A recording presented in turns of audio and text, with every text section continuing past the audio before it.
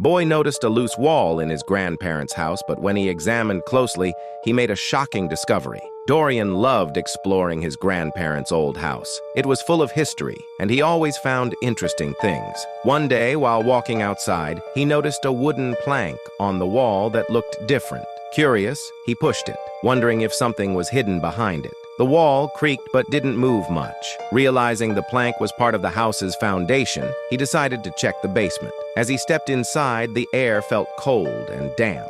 The basement was filled with dusty boxes and old tools. While walking around, Dorian accidentally kicked a box. As he reached out to steady himself against the wall, he noticed something strange, a stone in the wall that was slightly out of place. Dorian wiped away the dust and looked closer. The stone didn't match the rest of the wall. When he pressed on it, the wall groaned and shifted. Suddenly, a hidden passage opened in front of him, but what he saw inside was something he never expected. Dorian's heart raced as he stared into the dark passage. Cold air rushed out, carrying the smell of damp earth. The tunnel was narrow, with rough stone walls and dust covering the floor. It looked untouched for years. He hesitated for a moment, then ran upstairs to get his grandfather, Cedric. He followed Dorian down and shined a flashlight inside. The tunnel looked old, different from the rest of the basement.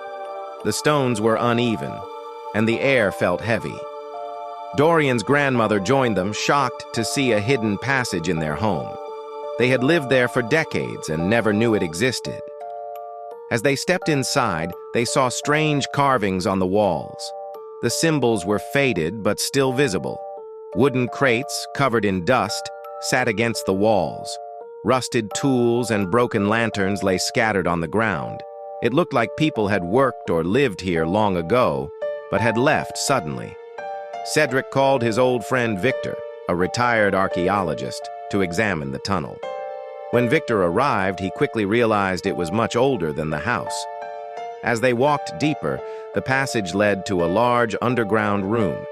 In the center stood a stone table surrounded by more crates and broken tools. On the table sat a metal box covered in layers of dirt.